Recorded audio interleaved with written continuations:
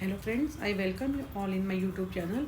इस वीडियो में हम लाइफ स्पैन साइकोलॉजी मॉड्यूल का ब्लॉक 4 का यूनिट 3 का सेकंड पार्ट स्टार्ट करेंगे। हमने अपनी अर्लियर वीडियो में जो कि इसका यूनिट 3 का पार्ट 1 किया था, उसमें हमने डिटेल में थोड़ा इसके बारे में पढ़ा था कि जो स्टेज थ्योरीज होती हैं वो क्या होती हैं और कंटेक्चुअल अप्रोच क्या होती है, और इन तीनों के अर्ली एडल्टहुड, मिडिल एडल्टहुड के बारे में थोड़ा इनके बारे में और ओल्ड एज के बारे में पढ़ा था। आज हम इस सेकंड पार्ट के अंदर psycho social changes during early adulthood के बारे में डिटेल में पढ़ेंगे।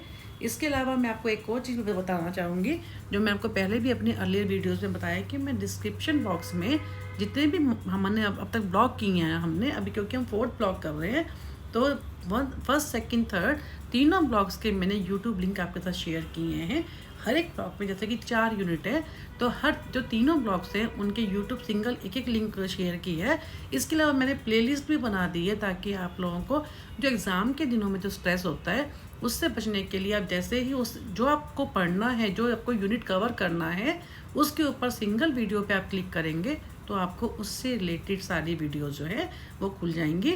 इसके अलावा मैं आपको एक और रिक्वेस्ट करूँगी कि आपका कोई ऐसा कोई टॉपिक है जो आपको बहुत मुश्किल लग रहा है, आप नहीं कर पा रहे हैं, तो उसका मेरे को डिस्क्रिप्शन बॉक्स में आप वो कमेंट बॉक्स में लिखेंगे, तो मैं उसके लिए वो एक अलग से वीडियो भी आपके लिए लेके आऊँगी। और आपको मैं फिर से एक रिक्वेस्ट करूँगी कि जितने लोगों ने मेरा चैनल अभी सब्सक्राइब नहीं किया वो मैक्सिमम सब्सक्राइब करें, बेल आइकन को प्रेस करें, ताकि जैसे ही मैं कोई नई यूट्यूब डालती हूँ, नई वीडियो डालती हूँ, तो आपके पास नोटिफिकेशन आ जाए। और मैक्सिमम इस चैनल को शेयर करें ताकि मैक्सिमम स्टूडेंट जो है इस चैनल का बेनिफिट उठा सके। Now let's start part 2। अब हम करेंगे psycho social changes during early adulthood क्या होते हैं। स्टार्टिंग में जैसे हमने पहले भी किया है कि जो जहाँ पे साइको सोशल चेंजेस आते हैं वहाँ पे जो है एरिक एरिक्सन की थ्योरीज जो हैं वो काफ़ी इंपॉर्टेंट हो जाती हैं। अब इसमें क्या है, इन्होंने क्योंकि हम अर्ली एडल्टहुड के बारे में बात कर रहे हैं, तो इन्होंने वही early adulthood is a stage of our life between the ages of about 20 to 40 years का जो टाइम होता है, जिसको हमने अर्ली एडल्टहुड का नाम दिया है। जो कि बहुत उसमें क्या होते हैं, जो एडल्ट्स होते हैं they are typically vibrant, active and healthy and focused on friendship, romance, child bearing and career. क्योंकि इस स्टेज में हम लोग क्या करते हैं, अपने कैरियर पर फोकस करते हैं, मैरिज रिलेशनशिप को बनाते हैं, मैरिज करते हैं और बच्चे हो जाते हैं, और कैरियर को लेके भी हम लोग काफ़ी स्टेबल हो जाते हैं। तो इसमें ये जो थ्योरी हमने पहले भी कई बार कर ली है, इंटीमेसी वर्सेस आइसोलेशन। एरिक्सन ने क्या कहा है, जैसे उन्होंने अपनी जितनी भी थ्योरीज हैं उनमें स्टेज वाइज बताया है कि कैसे कैसे टोटल उन्होंने जो है 8 फेजेस में किया है, 8 स्टेजेस ऑफ मैन किया है। अब इसके उन्होंने क्या कहा है कि अर्ली एडल्टहुड को उन्होंने क्या कहा है, इंटीमेसी वर्सेस आइसोलेशन। इसमें क्योंकि हमने कहा कि ये 20 to 40 ईयर्स का टाइम होता है, और जो इसके अंदर हर इंडिविजुअल जो है, एक नॉर्मल इंडिविजुअल जो है एक इंटीमेट रिलेशंस बनाता है, अफेयर्स करता है, एक रिलेशनशिप बनाता है, चाहे मैरिज करके फिर वो चाइल्ड बियरिंग में आ जाता है, चाइल्ड बियरिंग शुरू हो जाती है, कैरियर को में स्टेबल हो जाता है। तो उसने ना इन्होंने क्या किया कि जो ये सब चीज़ें अचीव कर लेता है, जो एडल्ट इंटीमेट रिलेशन बना लेता है, वो क्या है आगे अपनी नेक्स्ट स्टेज में बढ़ जाता है, वो जेनेटिविटी में चला जाता है नेक्स्ट। अदरवाइज वो क्या होता है, वो आइसोलेटेड हो जाता है। Intimacy requires that an independent person give up their some of their independence and redefine their identity to include the interest of another person और अदर्स इन देयर लाइफ्स। यानी जो इंटीमेसी वो कब करेगा, जब वो अपनी खुद की इंडिपेंडेंस है उसको गिव अप करेगा, उसके अलावा और किसी दूसरे के जिसके साथ वो इंटीमेट रिलेशन बनाता है उसके इंटरेस्ट को भी ध्यान में रखेगा। ये क्या है, इन्होंने इसको कहा है कि intimacy requires an independent person give up some of their independent, अपनी खुद की इंडिपेंडेंस को खत्म करेगा, एंड रीडिफाइन देयर आइडेंटिटी, अपनी आइडेंटिटी के साथ क्या जोड़ेगा, वो interest of the another person of life of others in their life, अपनी लाइफ में जिसको वो अपना पार्टनर बनाएगा उसके इंटरेस्ट को भी ध्यान में रखेगा। The adult life is the conflict of intimacy versus independence and includes differing need for connection, fears of abandonment और बीइंग ओवरवेल्म्ड। कहने का मतलब वही है कि वो जो है अपनी खुद की इंडिपेंडेंस के साथ भी वो कॉम्प्रोमाइज़ करेगा, इंटीमेट रिलेशन जिसके साथ बनाएगा उसकी इंटरेस्ट का भी, वो उसकी नीड्स का उनको भी ध्यान में रखेगा।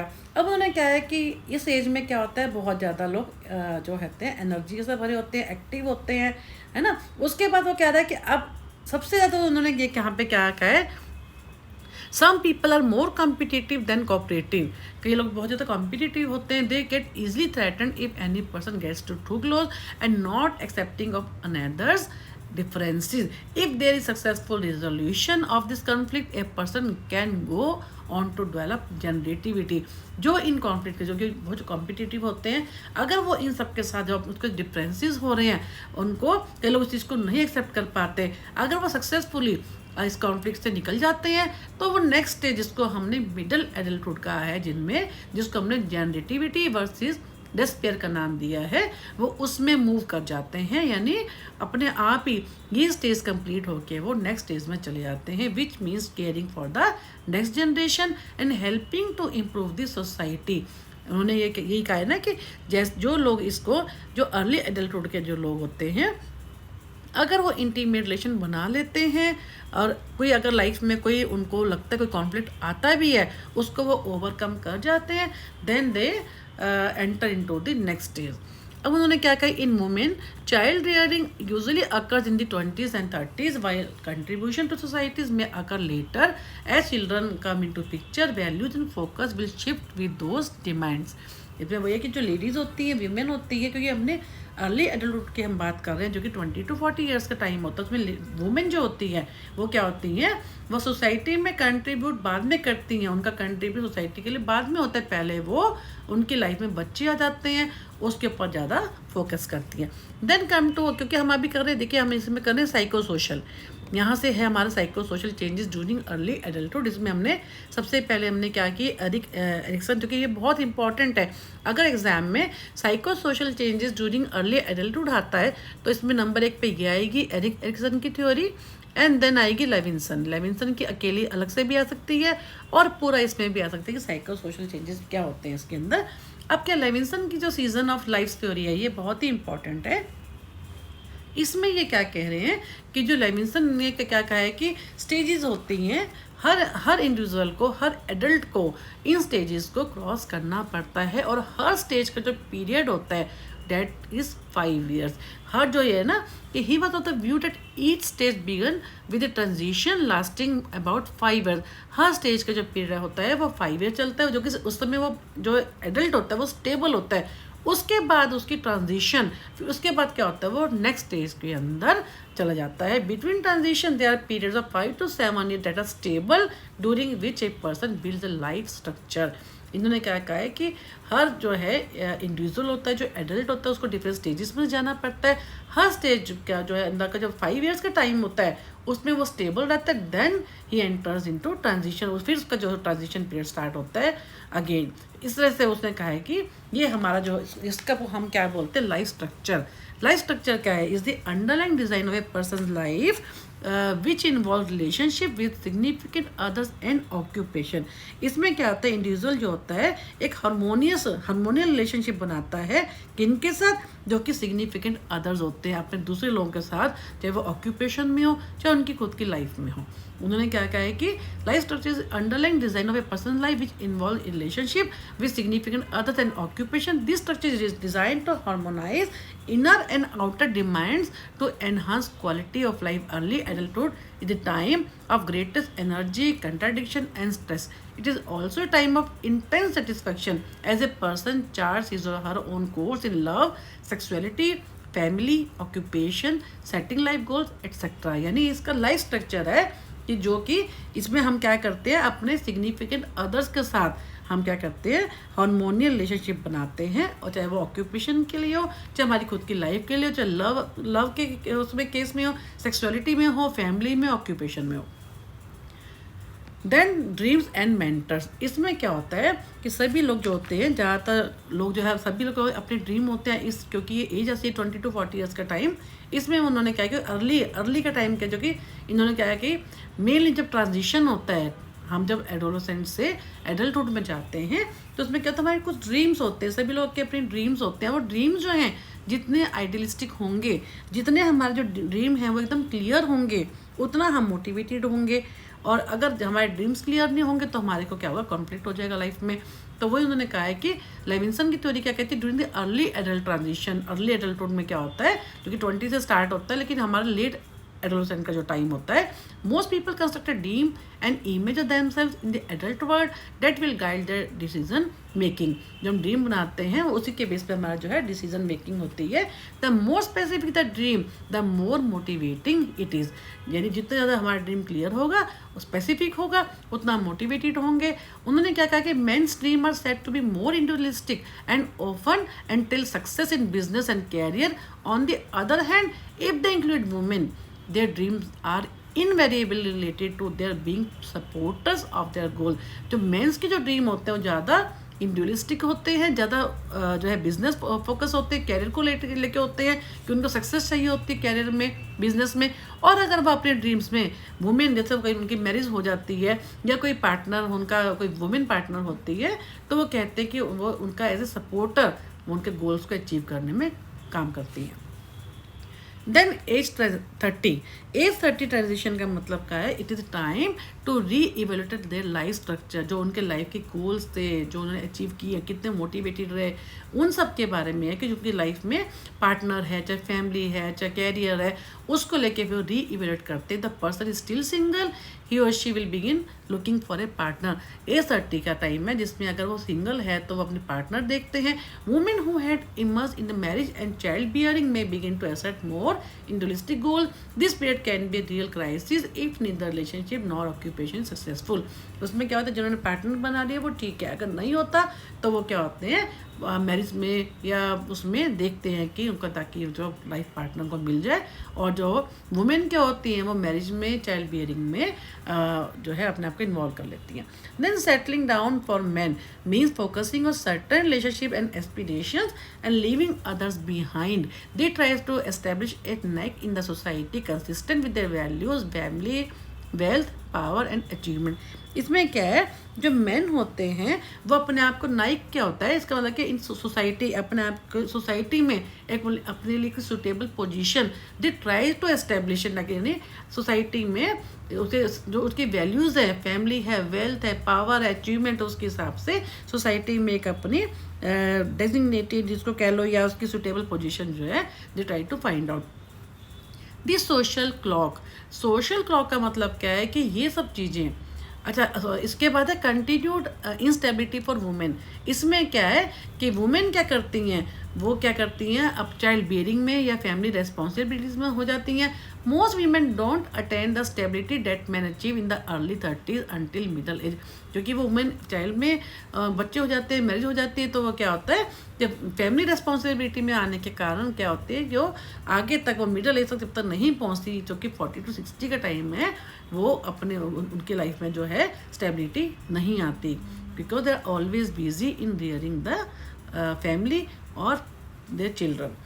देन सोशल क्लॉक, इसमें क्या है, ये क्या होती है कि age graded expectation that we hold for life events such as first job, getting married, having children, buying a house, retirement. उन्होंने क्या कि एक सोशल क्लॉक चलती रहती है। सोशल क्लॉक क्या होती है, जो हम एज वाइज हमारी लाइफ में जो इवेंट्स होती हैं उनको हम क्या बोलते हैं, सोशल क्लॉक। उसमें क्या, जैसे हमको जॉब मिलती है, हम शादी हो जाती है, बच्चे हो जाते हैं, हम अपना घर लेते हैं, रिटायरमेंट हो जाती है, ये हमारी क्या सारी की सारी सोशल क्लॉक है। Women who followed a feminine social clock are considered to be responsible, self control, tolerant and caring. जो वुमेन ऐसी होती है जो फेमिनिन रोल को करती हैं, जो सोशल क्लॉक जो है, उन्होंने कहा कि फेमिनिन सोशल क्लॉक को अडॉप्ट करती हैं, तो अपनी फैमिली के लिए ज़्यादा ओरिएंटेड होती हैं, टॉलरेंट होती हैं, खुद पे उनका कंट्रोल रहता है, रिस्पॉन्सिबल होती हैं। लेकिन उन्होंने कहा जो वीमेन, यानी वो कैरियर को छोड़ देती हैं, लेकिन women who followed A masculine social clock, जो मैस्कुलिन सोशल क्लॉक को अडॉप्ट करती है, उसको फॉलो करती हैं, वो क्या होते हैं, become more dominant, sociable, independent and intellectually effective. वो क्या होती हैं, अपने कैरियर को पे ज़्यादा फोकस करती हैं instead their family. Women who had not followed a social clock are said to be suffering from self doubt. जो वुमेन ना तो मैस्कुलिन को कर रही हैं ना फेमिनिन को कर रही हैं, उन्होंने कोई भी उन्होंने सोशल क्लॉक को नहीं अडेप्ट किया है, तो उनको सेल्फ डाउट रहता है, फीलिंग ऑफ इनकम्पिटेंस रहती है, लॉनलीनेस रहती है। Then come to close relationship. इसमें क्या होता है, नाम से ही मालूम हो रहा है, क्लोज रिलेशनशिप का मतलब require finding a partner, building emotional bond and learning how to engage in to intimacy with another person. Then come to romantic relationship क्या होंगे, love entails finding a partner and to share one's life and dreams and it enhances self concept and wellbeing, जिसमें क्या होता है romantic है, love है, उसके इन्होंने रिलेशनशिप के बारे में बताया है। Then selecting a mate usually means finding someone of similar background. Selecting a mate का मतलब क्या है, मान लीजिए 3 मार्क्स में आ जाता है। Usually means finding someone of similar background का age, ethnicity, socio economic status and religion in places where people like that can be great. इसका मतलब कि it requires some physical proximity to develop a meaningful relationship. एक ऐसा partner को ढूंढना जो कि सेम बैकग्राउंड से हो, एज से, एथनिसिटी से, सोशल इकोनॉमिक स्टेटस से, रिलीजन से, एक रिलेशनशिप में उसको कन्वर्ट करने के लिए। कॉम्पोनेंट्स ऑफ लव, इन्होंने कॉम्पोनेंट्स ऑफ लव में क्या कहा है कि जो स्टर्नबर्ग की ट्रायंगल थ्योरी है उसमें 3 कॉम्पोनेंट्स है, intimacy, passion and commitment. What is intimacy? Intimacy को इन्होंने क्या कहा है कि जिसमें इमोशनल बॉन्डिंग होती है। Intimacy has to do with emotion और tenderness, warm, concern for others, जिसमें हम एक दूसरे को इमोशनली जिस तरह अटैच होते हैं। उसके बाद कहते हैं पैशन। पैशन क्या है? Is this sexual component as well as romance which is physical arousal component.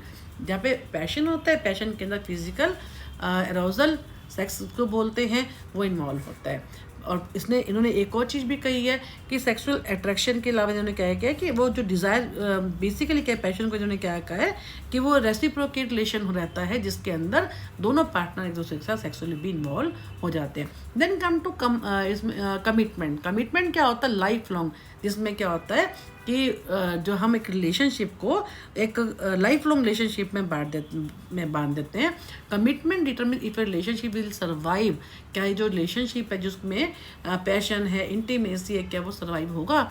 यानी communication commitment require warmth, forgiveness, sensitivity, acceptance and respect. जैसे मैरिज होती है जो लाइफ लॉन्ग चलती है वो क्या होती है? कमिटमेंट होती है, जिसमें हम एक दूसरे जो दोनों पार्टनर जो हैं एक दूसरे का ध्यान रखते हैं। तो इसमें मेनली उन्होंने कहा स्टर्नबर्ग की थ्योरी के लिए कहा है कि उसमें पहले इंटीमेसी होती है, पैशन एंड कमिटमेंट। देन इन्होंने कहा अटैचमेंट पैटर्न्स एंड रोमांटिक। ये भी उससे जो हम अब जो थ्योरी हम पढ़ रहे हैं इसकी साइको सोशल चेंजेस जो हम ड्यूरिंग एडल्टहुड हम पढ़ रहे हैं। पहले हमने एरिक एरिक्सन की थ्योरी की, फिर हमने लेविंसन की सीजन्स ऑफ लाइफ थ्योरी की, जिन्होंने कहा क्या कहा कि अलग अलग सीजन्स में बांट दिया, अलग स्टेजेस में बांटा, जिसमें उन्होंने हर स्टेज जो है 5 ईयर्स चलती है और देन ट्रांजिशन होता है। उसके बाद फिर वो जो 5 ईयर्स का टाइम होता है उसमें फिर स्टेबिलिटी होती है, then again transition, then we move on the into the next year. Then अब इसका जो थर्ड पार्ट है psychosocial changes during early adulthood में आता है attachment patterns and romantic relationship. इसमें क्या है, इन्होंने क्या अटैचमेंट पैटर्न जो होते हैं हमारे जो कि आगे लाइफ लॉन्ग चलते हैं, जो हमारे अर्ली एडल्टहुड में जो हमारे रोमांटिक रिलेशनशिप या अटैचमेंट पैटर्न होते हैं वो एडल्टहुड में जो अर्ली में होते हैं वो हमारे टिल हमारी जो है ओल्ड एज तक चलते हैं। इन्होंने क्या कहा कि early attachment bone sets up an internal working model और एक्सपेक्टेशन अबाउट लव फिगर्स। कैसे अटैचमेंट होती है, उसमें इंटरनल बॉन्डिंग कैसे होती है, उसके ऊपर इन्होंने कहा है कि इन्होंने बेसिकली 3 तरह के अटैचमेंट पैटर्न कहे हैं किस टाइप से होते हैं पार्टनर्स में। First is secure attachment. और ये कौन सी होती है सिक्योर, जिसमें अब ये जो है इन्होंने हालांकि बात की है अर्ली एडल्टहुड की, तो हम इसके अंदर अर्ली एडल्टहुड को तो लेंगे, इसमें बच्चों का पेरेंट्स का भी हम ले सकते हैं क्योंकि 20 to 40 ईयर्स का टाइम है ना ये, कि दोज भी secure attachment to a caregiver view themselves likeable, open to others, comfortable with intimacy with few fears of abandonment और इंटीमेसी। इसमें क्या है कि सिक्योर, जिसमें हम क्या होते हैं जिनका सिक्योर अटैचमेंट होती है वो अपने आप को जो उनके रिलेशन होते हैं ज़्यादा ट्रस्टिंग होते हैं, अफेक्शनेट होते हैं और वो एक दूसरे के साथ जो अपने पार्टनर्स होते हैं उनके साथ ज़्यादा ओपन होते हैं। और ये पीपल क्या होते हैं, this people turn to the partner for solution of problems and for important decisions. कहने का मतलब है कि they have good sexual life भी होती है और इसके अलावा एक दूसरे जो दूसरा पार्टनर होता है उसको उस पर विश्वास करते हैं। दे डिस्क्राइब देयर ट्रू जो लव रिलेशनशिप है as trusting, happy and the partner as a friend. अपने जो पार्टनर उसको एज ए फ्रेंड डील करते हैं और they are willing to turn to be partner for comfort and they describe satisfying sexual behaviour as well. Then second है, इन्होंने second number नहीं डाल रखा, यहाँ पे आएगा अवॉइडेंट अटैचमेंट। ये क्या होगी अवॉइडेंट, जिसके नाम से मालूम होता है, जिसमें हम avoid people who are very much demanding जैसे होते हैं, डिस्ट्रस्टिंग होते हैं, बहुत ही वो वेरी प्राइवेट होते हैं, इस टाइप के लोग क्या होते हैं, अवॉइडेंट अटैचमेंट होती है इन लोगों की। और जो पीपल जो इस टाइप के लोग होते हैं, दे ऑलवेज डाउट्स, बहुत सारे क्वेश्चन पूछते रहते हैं और किसी भी चीज़ में वो उनको खुशी मिलती ही नहीं है, ऑलवेज फीलिंग लिटल और नो जॉय, है ना, in most of the thing. तो अवॉइडेंट में इन्होंने क्या कहा कि those with an avoidant attachment history demanding होते हैं, डिसरिस्पेक्टफुल होता है, क्रिटिकल पेरेंट्स होते हैं, had internal model heavy on independent, mistrusting partner होते हैं, एंशियस होते हैं about people getting to close, कि लोग क्यों उनके नज़दीक आ रहे हैं, they believe others dislike them, ये मानते हैं कि लोगों को कोई पसंद ही नहीं करता, and true love is hard to find और डज नॉट लास्ट, कि उनको लगता है कि ट्रू लव होता ही नहीं है, और ये सब बेकार की बातें हैं, और कभी अगर मिल भी गया तो चलता नहीं है। तो their relations are characterized by jealousy, emotional distance, little enjoyment of physical contact. They may become work or alcoholics or engage in affairs to prove their theory that love can't be counted on. ये कहने का मतलब है कि बहुत ही avoidant होते हैं इस टाइप के लोग जो होते हैं, वो बहुत डिमांडिंग होते हैं और उनको लगता है कि प्यार जैसी कोई चीज़ होती ही नहीं है, अगर हो भी गया तो वो लंबा नहीं चलता है कोई, इसलिए वो इमोशनली भी डिटैच रहते हैं, बहुत डिमांडिंग रहते हैं। देन रेसिस्टेंट अटैचमेंट क्या होते हैं, जिसमें जो कि बड़े ये लोग जो अनप्रेडिक्टेबल होते हैं, अनफेयर होते हैं, this people set up intense relationship characterized by fears abandonment and smothering to the partner. इसमें क्या है, इनको ये डर लग रहता है कि कोई इनको छोड़ ना दे। रेसिस्टेंट का मतलब क्या है कि बड़े अनप्रेडिक्टेबल होते हैं, बड़े अनफेयर होते हैं, और इनको क्या एक्सपीरियंस होता है, काफ़ी इनको लाइफ में अप्स एंड डाउन्स का एक्सपीरियंस होता है, और इनको ये लगता है कि जो इंटरेक्शन जो पैटर्न्स होते हैं बड़े लो होते हैं लोगों के साथ, ना तो ये इंटरेक्शन करते हैं ना इनको एम्पैथी होती है। एम्पैथी का मतलब क्या होता है, putting ourself into the someone other shoes, same वही फील करना जो सामने वाले को फील हो रहा है। सिंपैथी इज डिफरेंट, लेकिन एम्पैथी में सेम उन्हीं फीलिंग्स को में से अपने आप को निकालना, वो होती है एम्पैथी। तो इसलिए क्या होता है, इन लोगों की जो इंटरेक्शन पैटर्न्स होते हैं वो भी नहीं होते हैं, बहुत लो होते हैं, एम्पैथी भी कम होती है, और उनका हर चीज़ में वो नेगेटिविटी ढूंढते हैं रादर देन पॉजिटिव। उनका एटीट्यूड टुवर्ड्स लाइफ होता है, टुवर्ड्स अदर्स क्या होता है, दैट इज़ वेरी नेगेटिव। अब उसमें क्या है कि characteristics of the partner also affect romantic relationship. Those partners who feel internal security about themself foster security in their partner. इन्होंने क्या कहा है कि जो रोमांटिक रिलेशनशिप होते हैं, ये जो पार्टनर, जो दो पार्टनर होते हैं, ये तभी होते हैं रोमांटिक रिलेशन जब उनको एक दूसरे की जो करेक्टरिस्टिक्स उस पर डिपेंड करता है, जो एक दूसरे की जो करेक्टरिस्टिक्स है उसी से तो उनके रोमांटिक रिलेशनशिप बनते हैं। अगर एक पार्टनर बहुत अलग है, दूसरा अलग, तो कैसे होगा। तो those partners who feel internal security, जब दोनों पार्टनर्स को ये लगता है कि अपने आप को इंटरनली सिक्योर फील करते हैं, इमोशनली बॉन्डिंग होती है, तभी उनका जो होती है वो सिक्योरिटी होती है पार्टनर की, तभी उस रिलेशनशिप को वो आगे तक लेके जाते हैं। So a healthy relationship can help a person from a trouble background overcome some of the deficits of their background. इसलिए क्या होता है, हेल्दी रिलेशनशिप में क्या होता है, अगर किसी में कोई ऐसी कोई प्रॉब्लम भी है, कोई ऐसा कोई बैकग्राउंड में तो किसी डिफरेंट उससे भी बिलोंग करते हैं, लेकिन फिर भी एक दूसरे में कोई कमियां होती हैं, उनको ओवरकम करके तो एक रिलेशनशिप में, एक हेल्दी रिलेशनशिप को वो बिल्ड करते हैं। And then friendships are usually similar in background, age, interest. And इन्होंने सिंपल एक है कि फ्रेंड्स कौन होते हैं, जो कि एक सेम, हम फ्रेंड्स किनको बनाते हैं, जो कि सेम बैकग्राउंड होती है, एज होता है, इंटरेस्ट, एक दूसरे की इंटरेस्ट सेम होती है, नीड्स सेम होती है। Friends offer affirmation and acceptance support during difficulty. Friends का काम क्या होता है, फ्रेंड्स हम क्यों बनाते हैं, जो हमारे बुरे टाइम में, हमारे डिफिकल्ट टाइम में हमारा साथ दे, सपोर्ट करें। Sharing deep feelings and needs में be more open in a friendship than a marriage. कई बार हम जो फ्रेंड्स बनाते हैं, इन्होंने कहा स्पेशली फॉर वुमेन के केस में इन्होंने कहा है, या वैसे भी एक जनरली भी हम देखते हैं, जिनसे हमारी अच्छी बॉन्डिंग होती है, जिनमें हमारे सेम इंटरेस्ट होते हैं, नीड, हमारी अंडरस्टैंडिंग अच्छी होती है ना, जो हमारी फीलिंग्स को समझता है। ऐसा नहीं कि मैरिज में भी अगर पार्टनर आपको अच्छा मिलता है तो वो भी एज ए फ्रेंड ही आपके साथ रहता है, लेकिन वो ये कि इन्होंने कहा है कि कई बार क्या होता है, मैरिज से भी ऊपर जो है आपको कई अच्छा फ्रेंड मिल जाता है जो आपको समझता है, specially in case of women के बारे में लिखा है। Same sex friendship are more intimate for women than man. Same sex की फ्रेंडशिप जो वुमेन उसमें ज़्यादा वो करती हैं, और women enjoy just talking while man choose to do some activity together, specially sports. Women जो होती हैं बात करके खुश होती हैं, अपनी जब कोई परेशान भी है तो अपनी बात शेयर करके, स्पेशली मैन ने क्या कहा है वो किसी और तरीके से वो अपने आप को इन्वॉल्व करते हैं। Unfortunately of man feel competitive with other man, लेकिन कहते हैं कि मैन जो होते हैं दूसरे मैन के साथ कंपटीशन फील करते हैं, so they describe barriers to deep friendship with other man, इसलिए उनके जो दूसरे मैन के साथ डीप रिलेशनशिप नहीं बनते, ऐसे इन्होंने लिखा है। ऐसा नहीं है कि लाइफ में, रियल लाइफ में ऐसा भी ऐसा भी नहीं है कि मैन के इस केस को हम वो भी कर सकते हैं, लेकिन इस मॉड्यूल में जो है आपके जो सिलेबस में ये मैंशनड है कि ऐसा जनरली होता है in the form of resistant to revealing any vulnerability. और कहने का मतलब कि इन्होंने क्या कहा कि मैन में क्योंकि आपस में कंपटीशन रहता है तो वो डीप रिलेशनशिप में, डीप फ्रेंडशिप में मेन उनका जो है बैरियर रहता है। Other sex relation friendships occur less open and don't last as long as same sex relation friendship.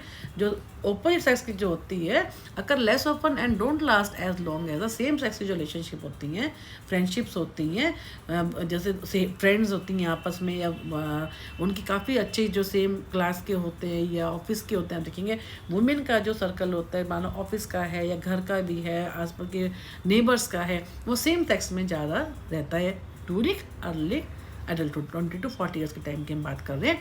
Man and women disclose more to women, but women can learn important things about male motivation and taking a more objective stand from a male friend. Siblings as friends specially sisters become companions in adulthood.